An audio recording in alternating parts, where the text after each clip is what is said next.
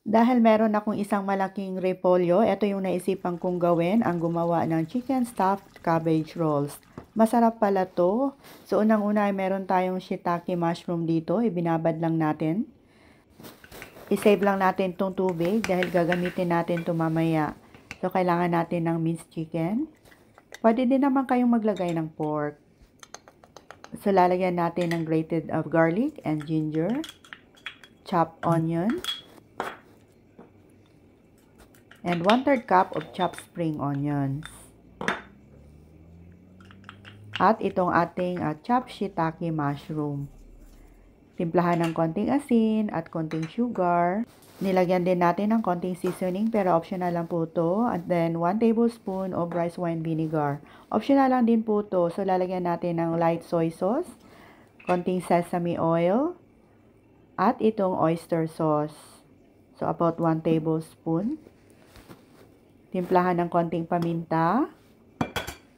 Lalagyan din natin ng isang egg. And 1 teaspoon of corn flour or cornstarch.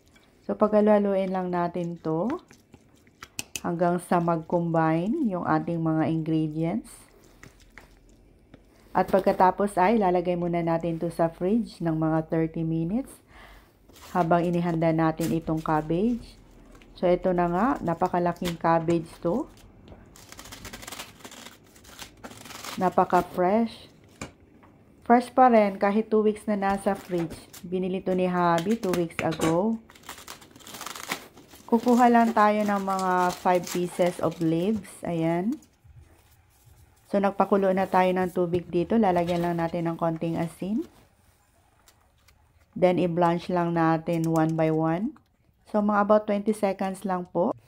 Yung iba ay ini-steam to pero mas okay yung i-blanch. At pagkatapos ay hanguin lang natin.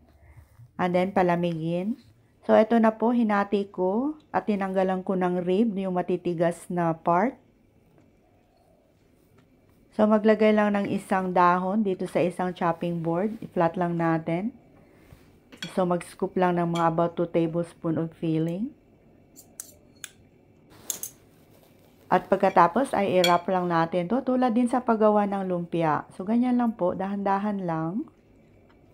So ulitin lang natin hanggat sa maubos itong ating chicken mixture. So dito sa isang pot, magpainit lang ng about 1 tablespoon of cooking oil.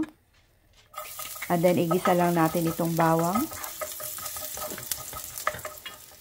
At pagkatapos ay ilalagay na natin itong ating shiitake soak water. So naglagay din tayo ng water. Isang chicken cube. Medyo kulang yata yung ating tubig. Nagdagdag tayo ng about 1/2 cup. So in total 1 cup of water po yung nilagay natin and let it simmer. Then dahan-dahan nating ilagay itong ating naigawang cabbage rolls. In total nakagawa ako ng 10. So 8 lang muna yung ilalagay natin dito. Yung magkasya lang muna. So takpan lang natin at lutuin ng mga about 10 to 15 minutes. Maaring timplahan ng asin at paminta ayon sa inyong panlasa. Hindi naman natin kailangan patagalin pa ang pagluto nito dahil naman para hindi ma-overcook itong ating cabbage. At pag okay na, pwede na nating i-serve, sprinkle with fried garlic at saka chopped spring onions. At itry nyo na din itong gawin mga mamshay, talagang napakasarap po.